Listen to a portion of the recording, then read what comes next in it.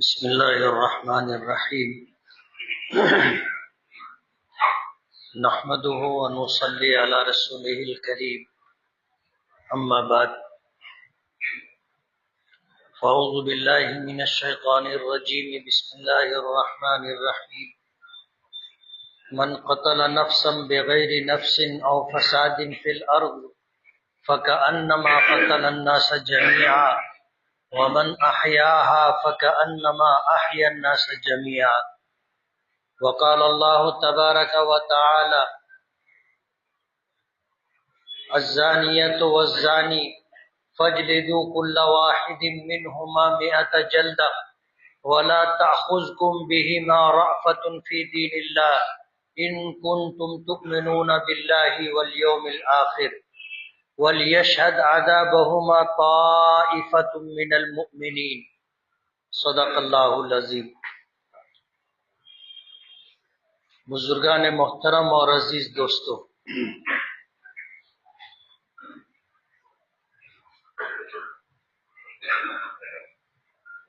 چار پانچ دن پہلے ہمارے شہر سے قریب ایک دیہات میں ایک 3.5-4 سالہ بچی کے ساتھ زبردستی زنا کرتے ہوئے اس بچی کو قتل کر دیا گیا۔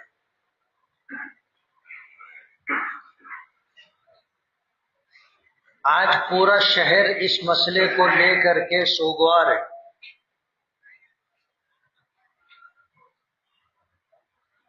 اور یہ مسئلہ اتنا سنگین ہے کہ اس کی جتنی بھی شناخت اور جتنی بھی مذمت کی جائے کم ہے۔ نبی کریم صلی اللہ علیہ وسلم نے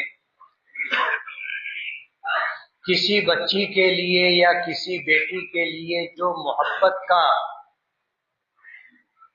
اور حسن سلوک کا اظہار کیا ہے وہ تاریخ کا ایک حصہ ہے۔ اللہ تعالیٰ نے اپنے محبوب نبی کو 4 بیٹیاں عطا کی تھی۔ آپ کا ارشاد مبارک ہے کہ اللہ تعالیٰ کسی شخص کو بیٹی دے اور وہ شخص اپنی اولاد میں بیٹی اور بیٹے کے درمیان فرق نہ کرتے ہوئے اس بچی کی پرورش کرے، اور جب نکاح کی عمر کو وہ بچی پہنچ جائے تو مناسب رشتہ دیکھ کر کے اس کا نکاح کر دے تو اللہ تعالیٰ اس شخص کی مغفرت فرماتے۔ حضور پاک صلی اللہ علیہ وسلم نے یہ بات اس موقع پر ارشاد فرمائی تھی جب بیٹی کا پیدا ہونا عار اور ذلت سمجھا جاتا تھا، اور اس زمانے میں ایسے شقی، ایسے بدبخت، ایسے سنگ دل لوگ بھی تھے جو بیٹی پیدا ہونے کے بعد اسے زندہ درگور کر دیا کرتے تھے۔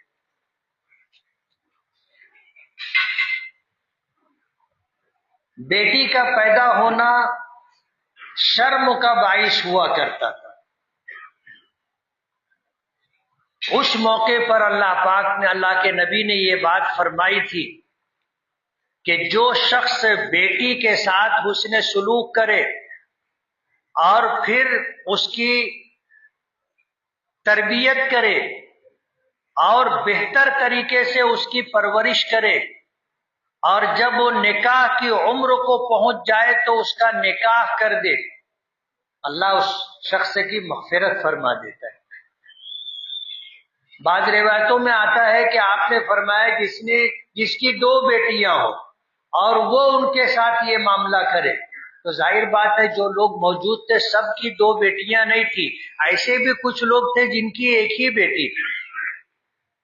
تو انہوں نے سوال کیا کہ اللہ کے رسول اگر 2 بیٹی نہ ہو، ایک ہی بیٹی ہو، تو حضور نے فرمایا کہ ایک بیٹی کے ساتھ بھی اگر یہ معاملہ ہوگا کہ اس کی پیدائش پر ناراضگی نہیں، اس کی تعلیم و تربیت سے بے اعتنائی نہیں، اور بیٹے اور بیٹی کے درمیان کوئی فرق نہیں، اور پھر بیٹی شادی کی نکاح کی عمر کو پہنچ جائے اس کا نکاح کر دے تو اس کے لیے بھی یہ فضیلت ہے۔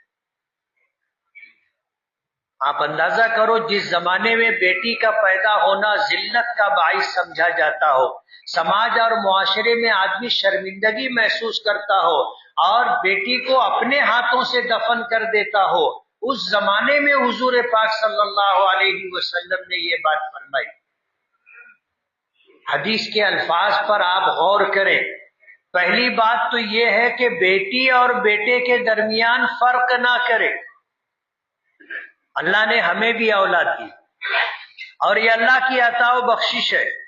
یہب لمن یشاء اناثا ویہب لمن یشاء الذکور، یہ اللہ کی قدرت اور اس کے اختیار کی بات ہے کہ وہ کسی کو بیٹیاں دیتا ہے اور کسی کو بیٹے دیتا ہے، یعنی کسی کو بیٹی ہی بیٹی ہوتی ہے، بیٹا نہیں ہوتا، اور کسی کے یہاں بیٹے ہوتے ہیں بیٹی نہیں ہوتی۔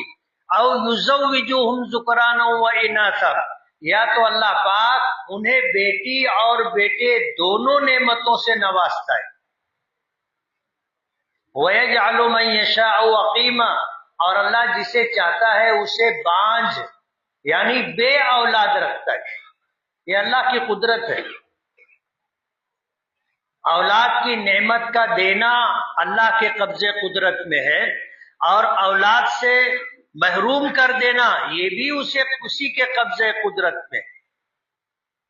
تو اللہ کسی کو بیٹی بیٹی اور کسی کو بیٹے بیٹے اور کسی کو دونوں بیٹی اور بیٹے دونوں دیتا ہے۔ یہ اللہ کے قبضے قدرت میں ہے، اس کے اختیار کی بات ہے۔ کچھ لوگ ایسے ہوتے ہیں جن کو اولاد ہی نہیں ہوتی، ہزار جتن کرتے ہیں، علاج و معالجہ کرتے ہیں، لوگوں سے دعائیں کرواتے ہیں، لیکن اللہ کا فیصلہ نہیں ہوتا، اولاد سے محروم رہتے ہیں۔ نبی کریم صلی اللہ علیہ وسلم نے اس موقع پر بیٹی کی پرورش کے تعلق سے یہ بات فرمائی کہ بیٹے اور بیٹی میں فرق نہ کرے۔ عام طور پر ہوتا یہ ہے کہ آدمی اپنی اولاد میں بیٹوں کے ساتھ تو خرچ کے معاملے میں، بیٹے کے ساتھ ضد پوری کرنے کے معاملے میں، بیٹے کے ساتھ جیب خرچ کے معاملے میں کشادہ دست ہوتا ہے، خوب خرچ کرتا ہے، لیکن بیٹیوں پر خرچ نہیں ہوتا۔ ایسا بھی ہوتا ہے کہ بیٹے کو جو جیب خرچ دیا جاتا ہے اس کے مقابلے میں بیٹی کو کم دیا جاتا ہے۔ یہ فرق نہیں ہونا چاہیے۔ اپنی محبت میں، اپنے حسن سلوک میں بیٹی اور بیٹے کے درمیان فرق نہیں ہونا چاہیے۔ ایک بات یہ فرمائی کہ اللہ کسی کو بیٹی دے اور وہ اپنی اولاد میں بیٹی اور بیٹے کے درمیان فرق نہ کرے، اور دوسری بات یہ فرمائی کہ اپنی اس بیٹی کی اچھی پرورش کرے۔ اچھی پرورش میں جہاں ہم کھانا، خرچہ، کپڑا دیکھتے ہیں، وہی نبی کریم صلی اللہ علیہ وسلم نے فرمایا کہ اپنے اس بچی کی دینی اعتبار سے، اخلاقی اعتبار سے بہترین پرورش کرے۔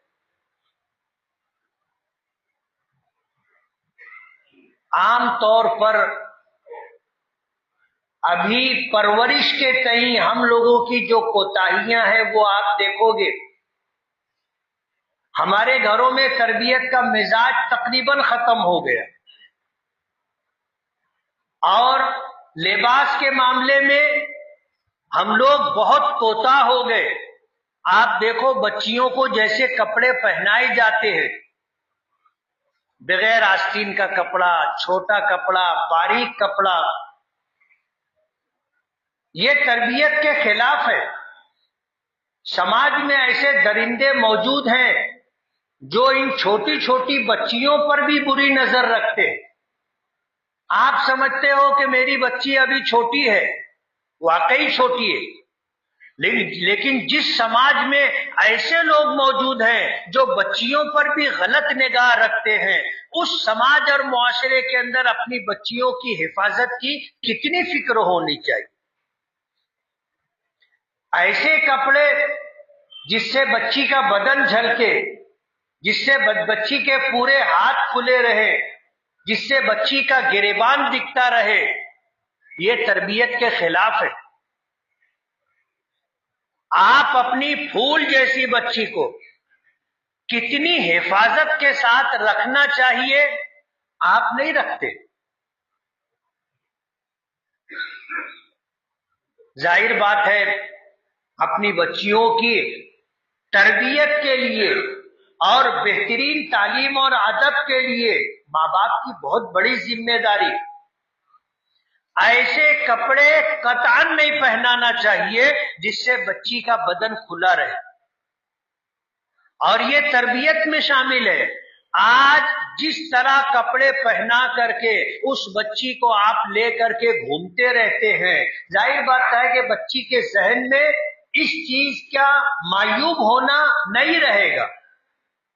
بچپن سے وہ سمجھ رہی ہے کہ بس ایسا کپڑا پہنو، اگر بڑے ہو کر کے بھی اس نے اسی طرح کا کپڑا پہننا شروع کیا تو ماں باپ گنہگار ہوں گے۔ انہوں نے بچپن میں ہی اس کے مزاج میں یہ بات بٹھا دی کہ ایسا کپڑا پہننا چاہیے جس سے بدن دکھائی دے۔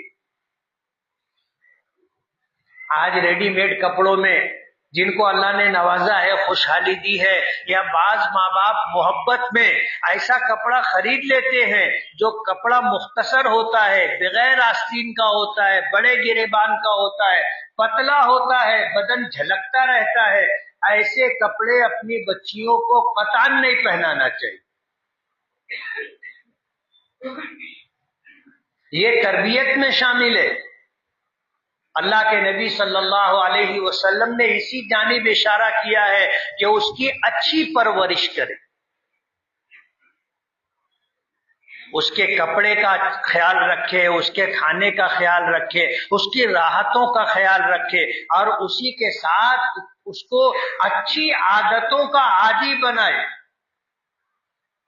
سچ بولنے کا عادی بنائے، خدمت کا مزاج ہوئے ایسا اس کو عادی بنائے۔ یہ چیز ماں باپ کی ذمہ داری ہے۔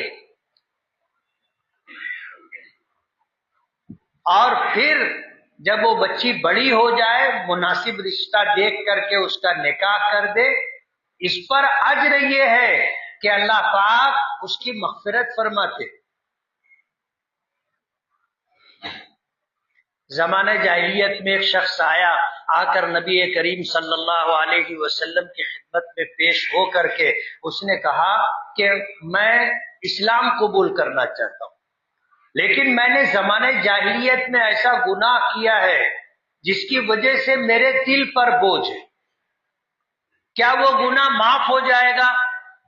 حضور پاک صلی اللہ علیہ وسلم نے فرمایا الاسلام یہدم ما کان قبلہ، کہ اسلام قبول کر لینا ماضی کے گناہوں کو ختم کر دیتا ہے، مٹا دیتا ہے۔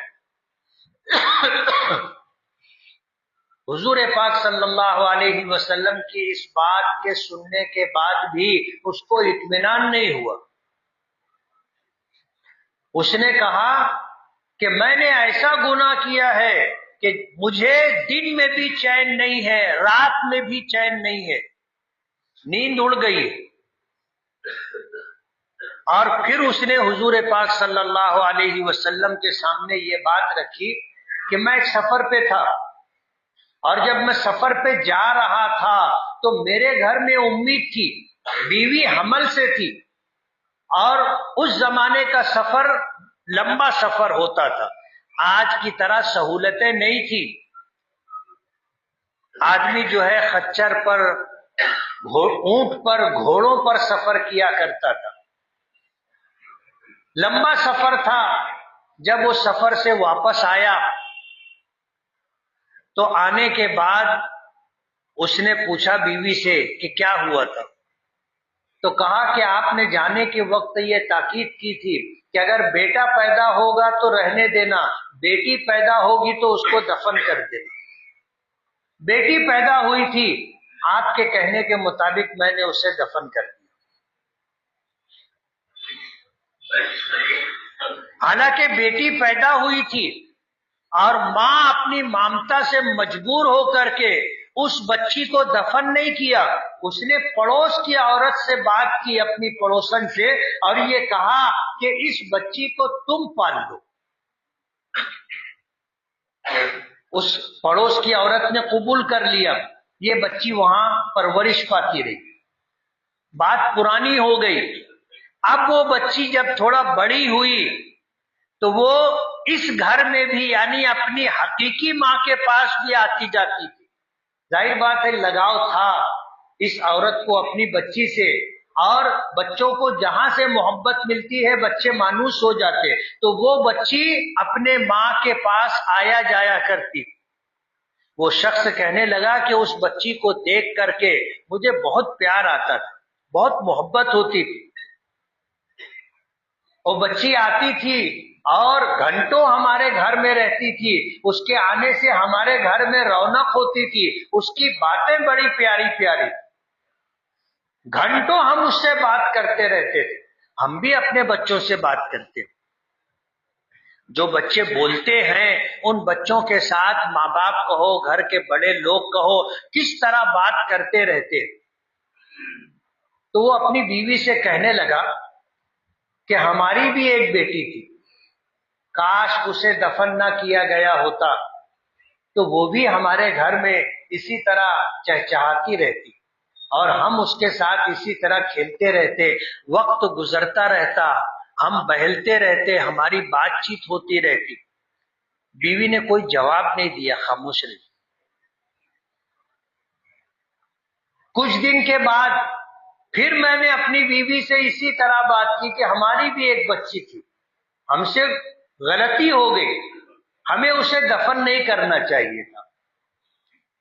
کچھ دن گزرے، پھر میں متاثر ہو کر کے اپنی بیوی سے یہی بات کہنے لگا۔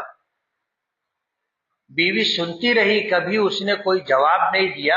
ایک مرتبہ ماحول کو دیکھ کر کے اس نے مجھ سے یہ کہا کہ یہ جو پڑوس کی بچی اپنے گھر آتی ہے یہ ان کی نہیں، اپنی بیٹی ہے، میں نے دفن نہیں کیا تھا، میں نے پڑوسن کو دے دیا تھا کہ تو اس کی پرورش کر لے۔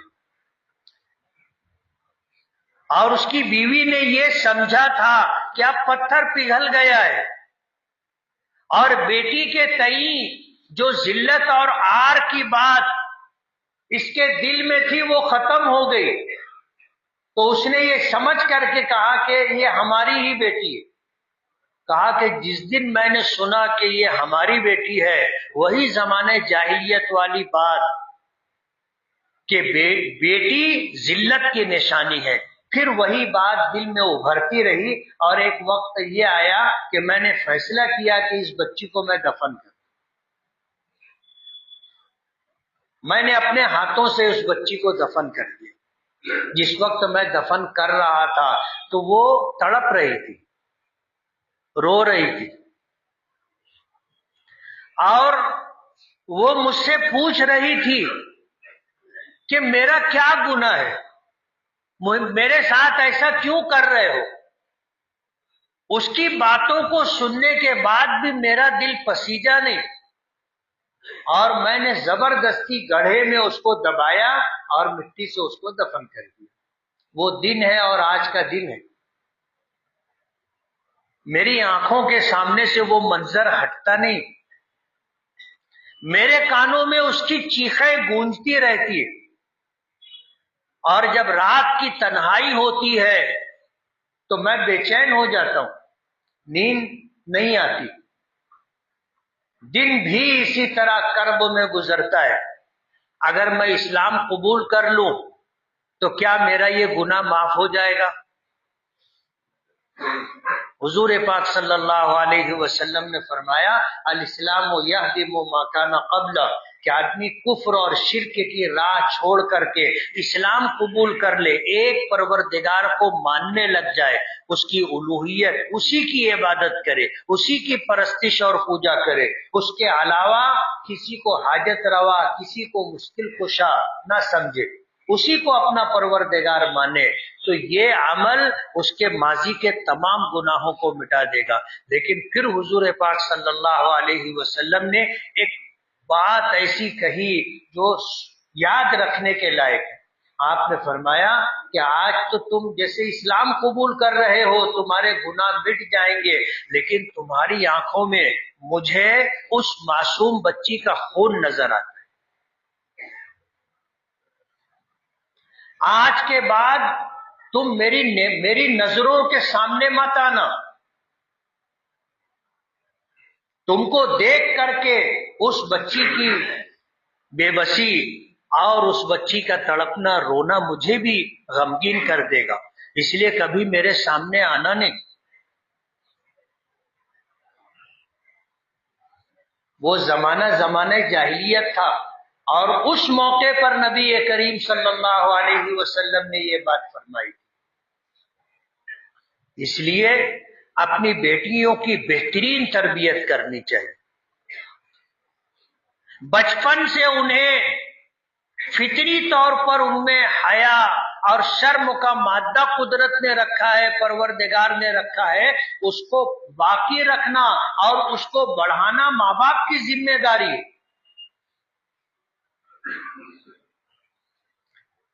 آج برائی اس درجے کی عام ہو گئی ہے کہ چھوٹی بچیاں بھی محفوظ نہیں ہیں، چھوٹے بچے بھی محفوظ نہیں ہیں۔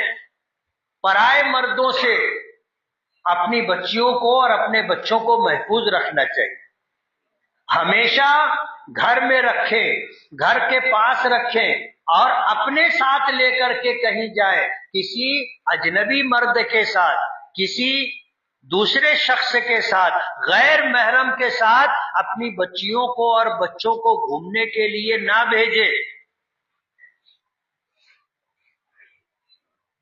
یہ ادب اور تربیت کا ایک حصہ ہے، اور یہ ماں باپ کی ذمہ داری ہے۔ ڈونگرالے دیہات میں 4 سالہ بچی کے ساتھ جو بربریت، درندگی اور بہیمیت کا یہ واقعہ پیش آیا ہے، اس نے پورے سماج کو شرمندہ کر دیا ہے۔ 3 سال اور 4 سال کی بچی کتنی چھوٹی اور کیا عمر ہوتی ہے اس کی؟ آدمی ہوس میں اندھا ہو کر کے اس طرح کی حرکت کرے؟ شریعت نے اسے ناقابل معافی جرم قرار دیا ہے۔ ایک گناہ زنا وہ ہوتا ہے جو مرد عورت اپنی مرضی سے کرتے، گناہ وہ بھی ہے جو ایک مرد اور ایک عورت اپنی مرضی سے کرے، کہ مرد بھی گناہ کا طالب ہو اور عورت بھی اسے گناہ کے لیے راستہ دے، راضی ہو، یہ بھی گناہ ہے۔ اور اس کے متعلق قرآن کریم میں فرمایا گیا، الزانیۃ والزانی، کہ زنا کرنے والا مرد ہو یا زنا کرنے والی عورت ہو، فَاجْلِدُوا كُلَّ وَاحِدٍ مِّنْهُمَا مِائَةَ جلدہ، کہ ان دونوں کو 100 کوڑے مارے جائیں، 100 کوڑے مارے جائیں۔ اگر شادی شدہ نہ ہو تو، اور اگر شادی شدہ ہو کر کے زنا کر رہا ہے مرد یا کوئی عورت، تو پھر شریعت نے ان کو سنسار کرنے کا حکم دیا ہے۔ اور سنسار کرنے کا مطلب یہ ہے کہ عام پبلک ان کو کسی میدان میں لے کر کے جائے اور چاروں طرف سے گھیر کر کے ان پر اتنے پتھر برسائے جائیں کہ وہ مر جائیں، یعنی مرنے تک ان کو مارا جائے گا۔ سنسار کرنا یہ اسلامی شریعت کا قانون ہے، اور زانی مرد و عورت کی یہ سزا ہے۔ اور غیر شادی شدہ ہو تو 100 کوڑے مارے جائیں۔ کتنے لوگ ایسے ہوتے ہیں کہ 100 کوڑے پورے ہونے سے پہلے مر جاتے۔ حکم ہے کہ مر جانے کے بعد ان کی لاش پر بقیہ کوڑے مارے جائیں، اور حکم ہے وَلِيَشْهَدْ عَذَابَهُمَا طَائِفَةٌ مِّنَ الْمُؤْمِنِينَ، کہ تنہائی میں یہ سزا نہیں دی جائے گی، عام مجمع کے اندر یہ سزا دی جائے گی۔ اب ظاہر بات ہے، اگر کوئی شخص اس طرح سزا دیتے ہوئے دیکھ لے کہ سماج کے لوگ عام پبلک اس طرح گھیر کر کے مار رہی ہے اور مرتے دم تک اس کو مارے گی، کسی کی ہمت ہوگی زنا کرنے کی؟ وَلْيَشْهَدْ عَذَابَهُمَا طَائِفَةٌ مِّنَ الْمُؤْمِنِينَ کہ ایمان والوں کی ایک جماعت وہاں موجود ہونا چاہیے جس وقت ان کو سزا دی جا رہی۔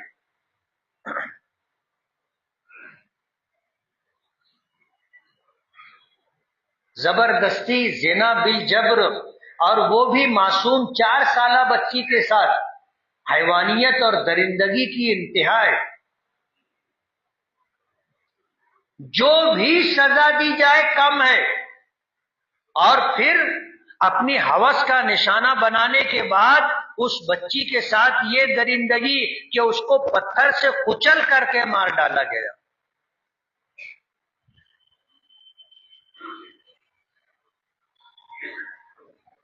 زنا بھی ہوا، قتل بھی ہوا، اور قتل کی سزا ہماری شریعت میں اسلامی حکومت ہو تو قتل کی سزا قتل ہے، جس کو قصاص کہا جاتا ہے۔ قتل کی سزا قتل، قاتل کو جینے کا حق نہیں ہے۔ اس کے منہ کو خون لگ گیا ہے، اب کسی کی جان لینا، پہلی مرتبہ تو آدمی کو ہمت نہیں ہوتی، لیکن ایک قتل کرنے کے بعد دوسرا قتل کرنا اس کے لیے بڑی بات نہیں رہتی۔ یہ شخص پورے سماج کے لیے، پورے معاشرے کے لیے نقصان دہ، اس کو جینے کا حق نہیں ہے۔ قتل کی سزا قتل۔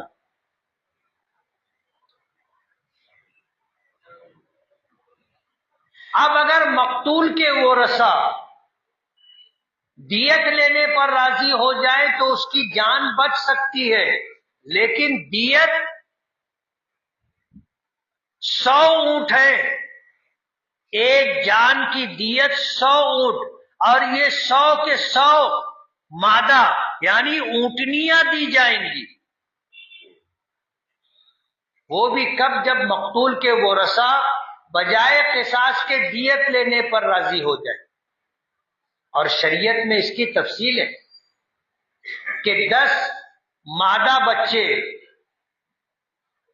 1 سال کی عمر کے، 20 مادہ بچے 1 سال کی عمر کے، 20 مادہ بچے 2 سال کی عمر کے، 20 مادہ بچے 3 سال کی عمر کے، 20 مادہ 4 سال اور 20 مادہ 5 سال، ایسے 100 اونٹنیاں قصاص میں دی جائیں گی۔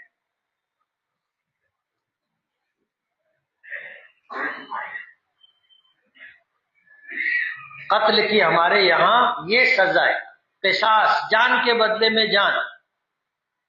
پھر اس میں چھوٹا بڑا نہیں دیکھا جائے گا، امیر غریب نہیں دیکھا جائے گا۔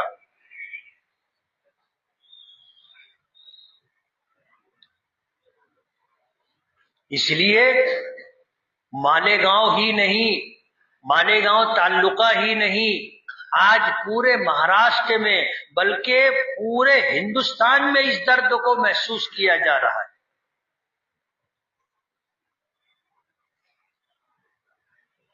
اسلام میں تو اس کی بہت سخت سزا ہے۔ زنا کی سزا آپ نے سنی، قتل کی سزا آپ نے سنی، ظاہر بات ہے ایسے شخص کو جینے کا حق نہیں ہے۔ اس نے اپنے جینے کا حق زنا کر کے اور اپنے جینے کا حق قتل کر کے ختم کر دیا۔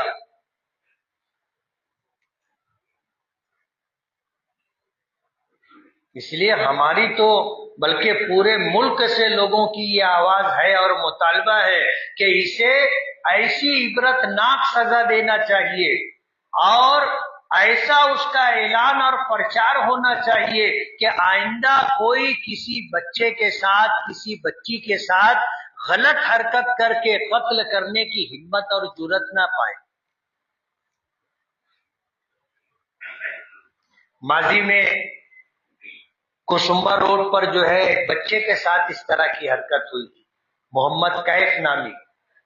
اچھی بات یہ ہے کہ آج انسانیت کے جذبے کے پیش نظر اس موقع پر بھی اور آج بھی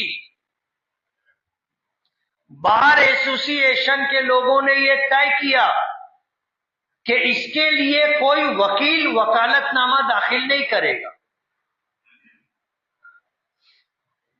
اس کی طرف سے لڑنے کے لیے بحث کرنے کے لیے کوئی وکیل کھڑا نہیں ہوگا. اور اتنی انسانیت تو سماج میں رہنا چاہیے، اتنی انسانیت تو رہنا چاہیے کہ آدمی اگر کسی مظلوم کو انصاف نہ دلا سکے تو اس کو ظالم کا ساتھ بھی نہیں دینا چاہیے. یہ ضروری ہے. ہم اس واقعے کی شدید مذمت کرتے ہیں اور قانون کے ذمہ داران سے، سرکار سے ہمارا مطالبہ ہے کہ ایسی عبرتناک سزا دینا چاہیے. فاسٹ ٹریک کورٹ میں یہ مقدمہ چلنا چاہیے. محمد کیف کا مقدمہ بھی فاسٹ ٹریک کورٹ میں چلنا چاہیے. کہتے ہیں نا کہ انصاف میں تاخیر بھی ظلم کے برابر ہے. سالہ سال گزر جاتے، فیصلہ نہیں آتا، لوگ بھول جاتے ان واقعات کو، لیکن جن کی اولاد تھی ان کا زخم بھرتا نہیں ہے، ان کا درد ختم نہیں ہوتا. وہ تو تڑپتے رہتے ہیں انصاف کو دیکھتے رہتے ہیں کہ کب ہمیں انصاف ملے گا.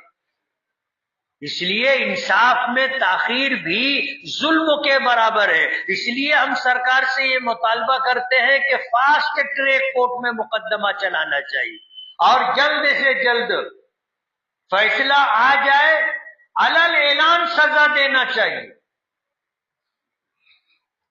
لوگوں کو معلوم بھی ہو کہ بھائی قانون اپنا کام کر رہا ہے، قانون کے رکھوالے، قانون کے ذمہ داران اور قانون کو نافذ کرنے والی ایجنسیاں اپنی ذمہ داری پوری کر رہی ہیں. یہ لوگوں کو دکھنا بھی چاہیے اور ہماری شریعت کا جو نظام ہے اس کا یہ ایک حصہ ہے. رات کے اندھیرے میں خاموشی میں سزا نہیں دی جائے گی. وَلْيَشْهَدْ عَذَابَهُمَا طَائِفَةٌ مِّنَ الْمُؤْمِنِينَ کہ ایمان والوں کی، عام لوگوں کی ایک جماعت وہاں موجود ہونی چاہیے کہ وہ سزا ہوتے ہوئے اپنی آنکھوں سے دیکھے. آج تم نہیں کر سکتے یہ، لیکن سزا تو دو. آج محمد کیف کے جو 5-6 سالہ بچہ تھا کسمبا روڈ کا، اس کو بھی قتل کیا گیا تھا اور اس کو قتل کرنے کے بعد آج تک معاملہ جیسا تھا ویسا ہی ہے. کتنے لوگ تو بھول گئے ہوں گے اس حادثے کو. کوئی وکیل ایسے ظالم لوگوں کی طرف سے وکالت کرنے کے لیے کھڑا نہ ہو. یہ ضروری ہے. سماج میں اتنی انسانیت تو باقی رہنا چاہیے.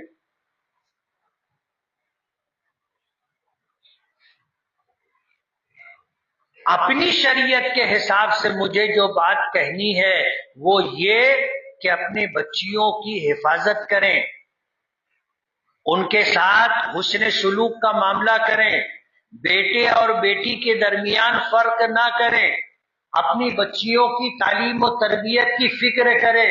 چھوٹے کپڑے، باریک کپڑے، بغیر آستین کے کپڑے، بڑے گریبان کے کپڑے ان کو نہ پہنائیں. آج سماج میں ایسے درندے موجود ہیں جو ان معصوم بچیوں کو بھی بری نگاہ سے دیکھتے ہیں. دھیان رہے گا. اور اپنے بچوں کو اور بچیوں کو اجنبی لوگوں کے ساتھ گھومنے پھرنے سے روکیں. کوئی اگر اپنی بچی اور بچے کو لے جاتا ہے، میں گھما کے لاتا ہوں،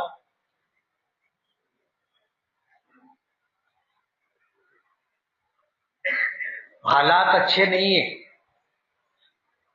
آج سماج میں ایسی برائیاں در آئی ہیں کہ ان برائیوں کی وجہ سے ماں باپ کی یہ ذمہ داری ہے. اس بات کو پیش نظر رکھے، اپنے بچوں اور بچیوں کی تربیت کے لیے یہ سب ماں باپ کی ذمہ داری میں شامل ہے۔ بغیر آستین کا کپڑا پہنانا، ننگے سر ان کو رہنے دینا، چھوٹے چھوٹے کپڑے پہنانا، باریک کپڑے پہنانا، اجنبی لوگوں کے ساتھ، غیر محرم لوگوں کے ساتھ اپنے بچوں اور بچیوں کو گھومنے پھرنے دینا، یہ تربیت کے اصولوں کے خلاف ہے۔ ہماری شریعت اس کی اجازت نہیں دیتی۔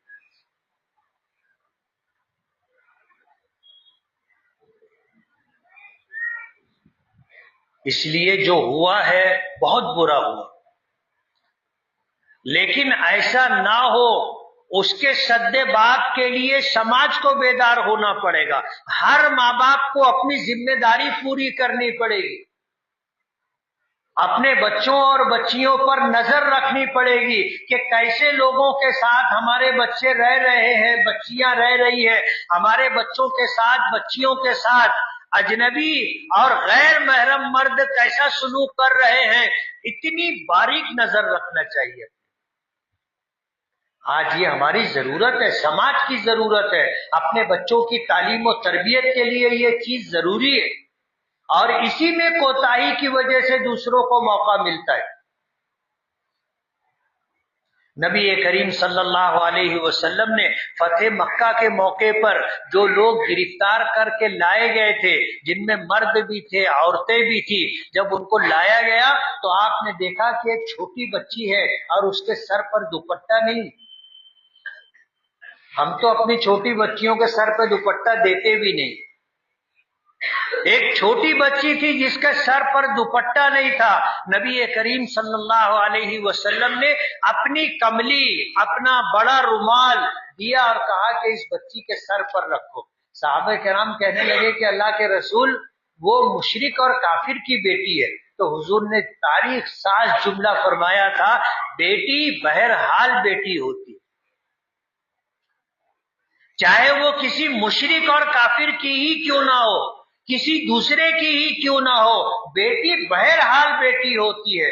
اور میں جو شریعت لے کر کے آیا ہوں، اس شریعت نے ہمیں اس بات کا حکم دیا ہے کہ بیٹی کسی کی بھی ہو، بیٹی ہے، اسے بیٹی ہونے کا حق ملنا چاہیے۔ کہنے لگے اللہ کے رسول، آپ اللہ کے نبی ہیں، نبیوں کے سردار ہیں، آپ کی کملی اور آپ کی چادر کے ایک ایک تار پر اللہ کی طرف سے پاکی کی مہر لگی ہوئی ہے۔ حضور نے فرمایا کہ نہیں، میں کسی کی بیٹی کو ننگے سر نہیں دیکھ سکتا۔ اس بچی کے سر پہ دوپٹہ رکھا، اور پھر حضور نے پوچھا کہ بیٹی تیرا نام کیا ہے؟ قیدیوں میں تھی، قید کر کے گرفتار کر کے لایا گیا تھا۔ حضور نے پوچھا بیٹی تیرا نام کیا ہے؟ اس نے اپنا نام بتایا، اس نے اپنا تعارف اور پریچے دیا اور کہا کہ میرا نام یہ ہے اور میرے باپ کا نام حاتم تھا، اور میں قبیلے طے کی رہنے والی۔ نام سنا ہوگا حاتم طائی، سخاوت کا تذکرہ ہوتا ہے تو حاتم طائی کا نام بھی آتا ہے۔ وہ واقعی اتنا سخی تھا، اپنے قبیلے طے کا سردار تھا۔ اس نے کہا کہ میں اپنے قبیلے کے سردار کی بیٹی ہوں۔ تو حضور نے فرمایا تھا کہ بیٹی سنا ہے کہ تیرا باپ بہت سخی تھا۔ تو اس بچی نے کہا کہ ہاں۔ پھر حضور نے فرمایا کہ جا، تجھے تیرے باپ کی سخاوت کی وجہ سے آزاد کرتا ہوں۔ قیدی بنا کر کے لائی گئی تھی، حضور نے فرمایا کہ میں تجھ کو تیرے باپ کی سخاوت کی وجہ سے آزاد کرتا ہوں۔ تو وہ حاتم طائی کی بیٹی تھی، سخی باپ کی بیٹی تھی۔ اس نے حضور سے یہ عرض کیا کہ میں تنہا آزادی قبول نہیں کروں گی، اگر مجھے آزادی دینا ہے تو میرے قبیلے کی تمام عورتوں کو آپ آزاد کرو گے تو میں آزادی قبول کروں۔ جب حضور نے یہ بات سنی تو آپ نے فرمایا کہ تجھ کو تیرے باپ کی سخاوت کی وجہ سے اور تیرے قبیلے کی تمام عورتوں کو تیری انسانی ہمدردی کی بنیاد پر آزاد کر۔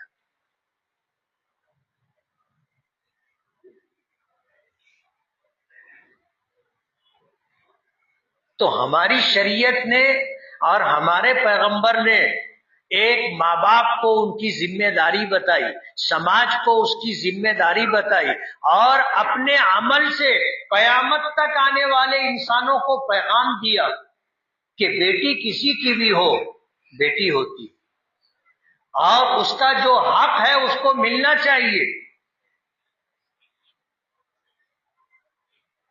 اس لیے ڈونگرالے میں جو حادثہ پیش آیا، ہم انسانی ہمدردی کی بنیاد پر اس کی پرزور مذمت کرتے، اور قانون کے رکھوالوں سے، ذمہ داروں سے ہمارا مطالبہ ہے کہ فاسٹ ٹریک کورٹ میں مقدمہ چلا کر کے قاتل کو، زانی کو عبرتناک سزا ملنا چاہیے۔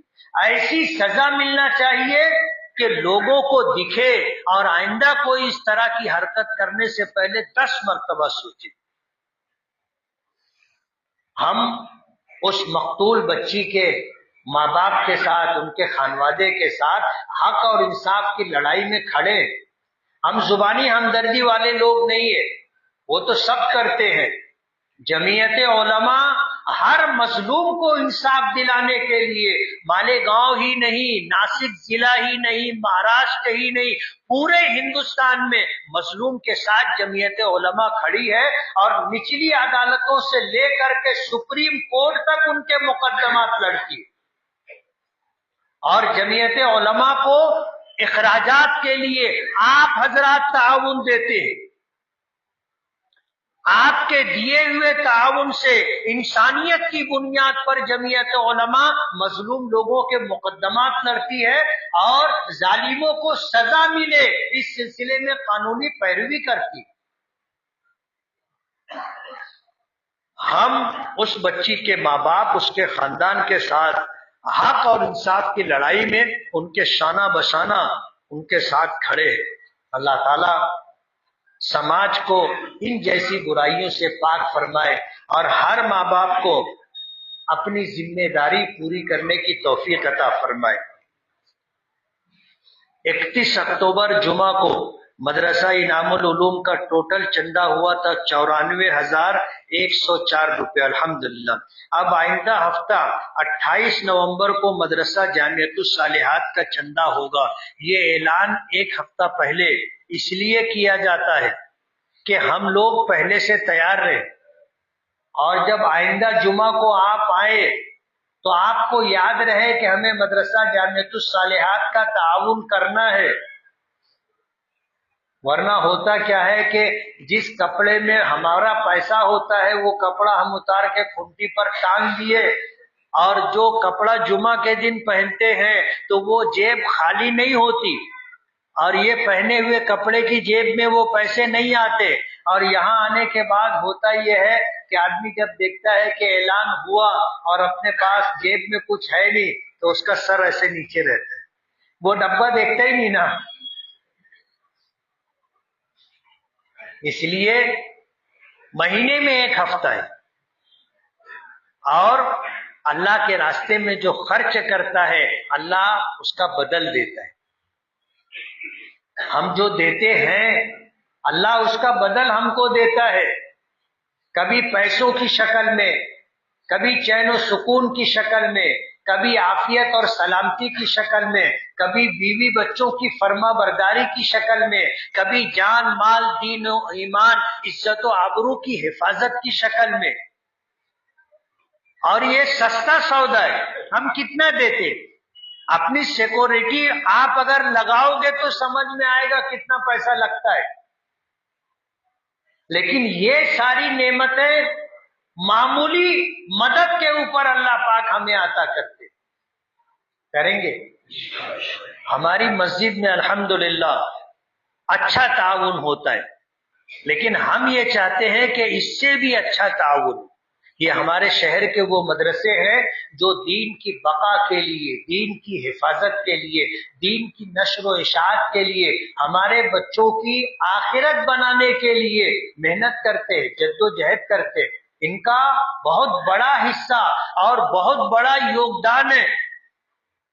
ہم تو صرف پیسہ دے دیتے، اس لیے ہم یہ چاہتے ہیں کہ آپ مہینے میں ایک مرتبہ مدرسوں کے تعاون کے نام پر اچھی رقم دیں، اور مسجد تو اللہ کا گھر ہے، ہم ہر ہفتہ اس میں تعاون کرتے ہی رہتے، اور الحمدللہ ہماری مسجد میں لوگوں کا تعاون ایسا رہتا ہے کہ ہماری ضرورت پوری ہوتی، کم پڑتا ہے، لیکن جو کرائے وغیرہ آتے ہیں وہ سب ملا کر کے مسجد کا خرچ پورا ہو جاتا ہے۔ آپ مسجد آتے ہیں، لائٹ جلتا ہے، آپ مسجد آتے ہیں، پنکھا چلتا رہتا ہے، آپ مسجد آتے ہیں، گرمی کے دنوں میں آپ کے لیے کولر چلایا جاتا ہے، آپ کے وضو کے لیے پانی کا نظم کیا جاتا ہے، استنجے کے لیے آپ کے لیے، یہ سب کام میں پیسے لگتے ہیں، بغیر پیسے کے لیے کام نہیں ہوتا۔ مسجد کی صاف صفائی پر خرچ آتا ہے، مسجد کی چٹائی، مسجد کے قالین پر خرچ آتا ہے۔ آپ دیکھ رہے ہوں گے قالین رات میں اٹھایا گیا، دری بچھائی گئی، یہ دری بغیر پیسے کے نہیں آتی۔ اس لیے اپنی مسجد کا آپ ہر ہفتہ معمول بنائیں، اچھا تعاون دیں۔ میں دیکھتا ہوں بیان ہوتا رہتا ہے، ڈبہ لے کر کے آدمی گزرتا ہے، پوری صف میں 2-4 لوگ ہی تعاون کرتے، وہ تو اچھا ہے، کچھ لوگ اندر نوٹ ڈال دیتے، نہیں تو آواز آئے گی، ٹن ٹن آواز آئے گی۔ اب بڑے سے بڑا سکہ بھی آدمی ڈالا تو کتنے کا؟ 20 روپے کا، اس سے بڑا سکہ تو ہمارے یہاں ہے نہیں۔ اچھا تعاون دینا چاہیے۔ ایک صاحب ڈبے میں انہوں نے چلر ڈالا، پیچھے سے ایک آدمی نے ان کو 2000 کا نوٹ دیا، تو انہوں نے وہ نوٹ یہ سمجھ کر کے کہ پیچھے والا چندہ دے رہا ہے ڈبے میں ڈال دیا۔ پیچھے والے نے کہا کہ بھائی صاحب، جب آپ نے جیب میں ہاتھ ڈال کر کے نکالا تو یہ 2000 کا نوٹ آپ کی جیب سے باہر گر گیا تھا، وہ نوٹ میں نے آپ کو دیا۔ سمجھ رہے ہو میں کیا کہنا چاہتا ہوں؟ اچھا تعاون کریں اللہ کے گھر میں اور مدرسوں میں، جہاں اللہ کے دین کی حفاظت، ہمارے بچوں کی تعلیم وغیرہ کا نظم ہوتا ہے، اتنا ہمیں کرنا ہوگا، کریں گے نا؟ اللہ ہمیں عمل کی توفیق عطا فرمائے۔ وآخر دعوانا ان الحمدللہ رب العالمین۔